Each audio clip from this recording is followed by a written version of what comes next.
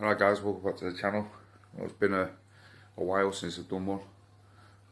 Just work really, and yeah, family life really. So I thought I'd do a quick video, quick look at the tank, and maybe some changes that's going to happen.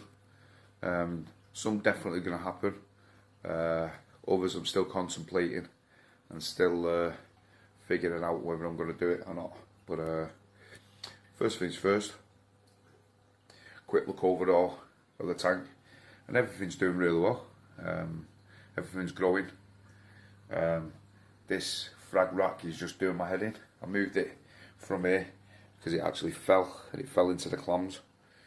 So I just moved it there, stuck. These are the suctions. Sometimes they lose the thing, but I'm holding it with a flipper, so it gives that extra bit of stability. But like I said on my last video, we had an issue with the this Monty, and like I said, really don't know what's happened with this Monty. It's I don't know whether it's been stung by the Setosa, but it's not actually touching it. So I was completely at a loss with it, really, to be fair. But it is what it is. So I'm going to be removing that. I'm going to snap this part, probably keep that, put it on a frag. But I'm not going to put it anywhere. I'm just going to leave that now as it is. Let this Hydra grow out, and obviously this Setosa, the amount of times I've snapped this Setosa is crazy. But as you can see on the Setosa, this pearlberry blue is starting to grow onto it. So obviously more coral warfare with this one and stuff like that. But it is what it is. There's nothing we can do about that. And like I said in the live stream before, many occasions, always make sure that you spread your corals out more than you think, because they do grow, and then you're going to have issues, just like I am, where it's just completely covered. But we'll live and learn. As for the rest of it, if you remember, I had my rainbow chalice, which was here last video. I've done a bit of shuffling about on the floor, and I've just give these a little bit of extra space. The low bowl I've moved slightly back, and then I've moved this this Monty just here as well, and I've put basically this rainbow chalice. I've actually rested it on the green Monty and on this Monty rock as well. So I've basically just rested it. This was where it was originally, and it seemed to. It was a lot more colourful on it, this part, and yeah, so I thought I'll put it back there, and as you can see, it's starting to spread completely down now.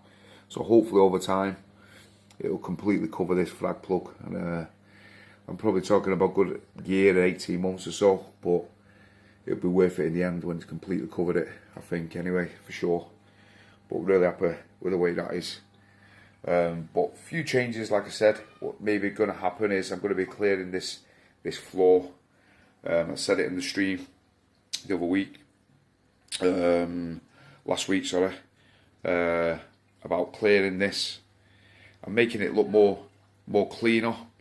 I'm obviously going to be keeping the bubble coral 100%, the Monty, the chalice, the Scully, my Gonny garden, and one of the clams.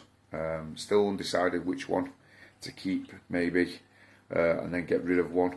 What I am definitely going to get rid of is I'm going to get rid of this like Kenya tree. This softer, I'm going to get rid completely. Give, and then what I'm thinking is it's going to get more flow around the sides. I'm going to get rid of this one. I think this little rock with some of these doors on. Yeah, going to get rid of that, move that on. So all this section, this part is going to be gone. So basically you're just going to see, like here, I might put my clam there, one of my clams there. Might even keep both clams actually, because if I take that out, I can put one clam there and one clam here. I've remembered I've got that big Monty Port, the big plate coral at the back as well. So I need to find space for that. And then as for the rest, I'm probably going to move on, because like I said, I've just got no real space. And then my other thing, which I'm still debating, is my Euphilia garden. Now, I absolutely love Euphilias, but as you can see, just look at this anemone. It's an absolute nightmare. It's starting to grow even bigger. Look at him just chilling in it. It's absolutely enormous now. So the sweeper tentacles, what I'm having to do is I'm having to use this baster type thing, and I'm putting it in and I'm blasting it, basically blasting it to let it curl up. Then it takes a while for it to open back up, because what we're doing is, as you can see, it's actually killed these, seeing them too late, and it started to kill these what's it called? What are they called? Corals. These trumpet corals. They are different coloured to them ones. So yeah, start to kill them. So I've still got a bit of flesh on that one. So in fact, I'm going to move that later on, so that will no longer be there. So yeah, like I say, for this, what I was thinking was I was going to build up more of a rock to about there, and then go obviously all SPS all the way across the top of it. I mean, I think it'll look really, really good with all SPS all the way across. I think I don't know, but I'm definitely, one thing is I'm definitely keeping the Holy Grail 100%. As for the rest of them, maybe moving on. Still undecided yet as to what to do with it, to be fair. It's just a frustrating thing, and get rid of, you know, the frag racks, because I really don't like frag racks in the tank, and as you can see, I've got 4 of them in it. So yeah, I might just do away with them, to be fair. But it is, yeah, it's a pain. Once you start stocking up, you forget. You get a big tank, and you put a couple of corals in at the beginning of your journey, and then you think to yourself, oh, it's going to take forever. Take a long time for it to look fully stocked and fill up. But trust me, this tank's been running, what, 3.5 years, and you know, it all started with small tiny frags, and as you can see, well and truly into it now. So, and now I'm running out of real estate myself, so yeah, bit of a journey, but it's going well. It's going well so far, and all the corals are good. I have tested my tank today as well. We talked about the Hannah Checker reagent on the alkalinity, and that it sometimes goes off. I have checked mine, and it was in date, but I have got a couple of others. So I decided to empty one of them and use a new one, and yeah, I'll show you the results shortly. So stay tuned, guys, and I'll just post those results now. Right then, guys, so we're back. Like I said, just done the test. As you all know, I use the Hannah Checkers and the Aquaforest for the magnesium and the calcium. But going on to what Jay was saying about his tank on the live stream the other day, he was mentioning about the KH keeper, which, not the KH keeper, sorry, the alkalinity, the Hannah Checker alkalinity reagents running. So I had a few spare, so I decided to open this one, and as you can see, this is expired at the 10 2022. Brand new one, literally opened today, and I thought I'd test with that, and the results came back at 11 DKH. Now on my KH keeper, it's reading at 8.9, and it's continuously consistent at 8.9. So that's a big discrepancy once again of really what we need to go against, or like what we need to judge it. And I think it comes down to exactly what we've said before, is I think the only way, the true reflection of that, you'll know exactly what your alkalinity is if you do a test with the test kits, and then you also do an ICP test. So that is going to be coming up very, very shortly. That's what I'm going to do. I'm going to get an ICP test. I'm going to test with 3 of the tests. So I'm going to test with a Hannah Checker, I'm going to test with my KH keeper, and I'm going to check with a Salifert test kit that I've got as well, which is new as well. I need to add. But overall, other than the the DKH, which is slightly high for me, everything has fallen pretty bang on, really. As you know, my nitrates were really, really high. They got to about 40 ppm. slowly been reducing them, and the phosphate is near enough in line with the nitrates, so I'm pretty happy with that. pH, really good. Really happy with the pH. Temperature slightly dropped, but I've got the doors open and the window, so that might be the reason why. But yeah, calcium, magnesium.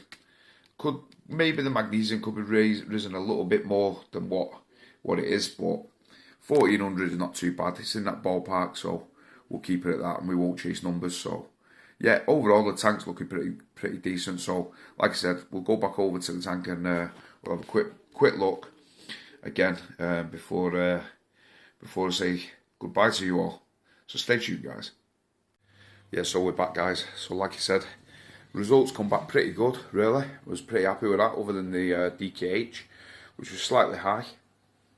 But like I said, the KH keeper is offline. This is just basically with the KH keeper you can completely switch it off on the app, so which is a good thing. I need to go and buy some stuff. They didn't have any in stock, so I've got to go find somewhere else to get some. But I'll have a look. I know that they do the 2.5 litres, I think it is, or is it 2 litres? It might be 2.5 litres actually of the reagent, which mixes 25 litres of reagent, and then maybe might put that will last me a hell of a long time. But it's like £100, I think, so it's expensive for sure. But it'll definitely do me long term for sure. Also, what I didn't point out before was my PC rainbow, which is colouring up absolutely brilliant. I mentioned it on the stream that I obviously not got no real estate left to put in it, but you can actually see the standout of how good it looks. And I mentioned that I've actually rested it on a coral, and this is the coral. I've rested it on here, and it's actually fused on. And just look at the colour. The colour of that PC rainbow is incredible. It's starting to really colour up. The colours of that is incredible. So really happy with the way that's turning out for sure. And I think that'll just be a standout piece. All I'm doing, guys, is as it's starting to grow up around it, this green one, I'm just snapping them off and just giving that. And it's acting like a bit of a rock, if you know what I mean. It's acting as a bit of a rock. So obviously over time, hopefully it'll just continue to keep growing. And yeah, I'm branching out. But as you can see, all new tips on all of my others. New tips on this. As you can see, new tips on that. This yellow one. All the white, all that white is all new tips.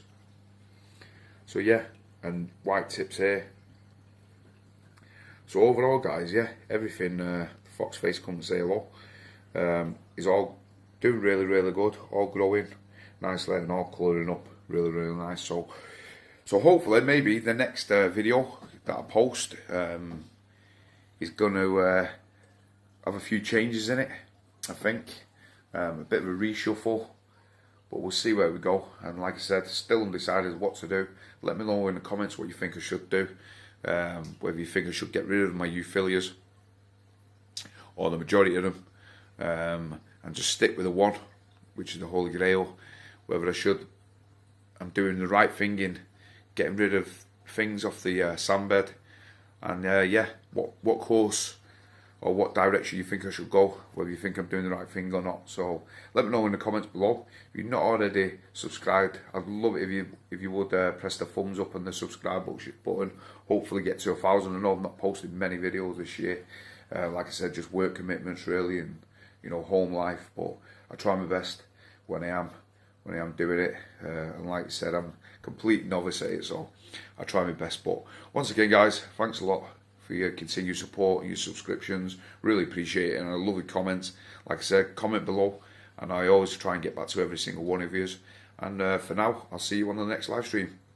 Take care.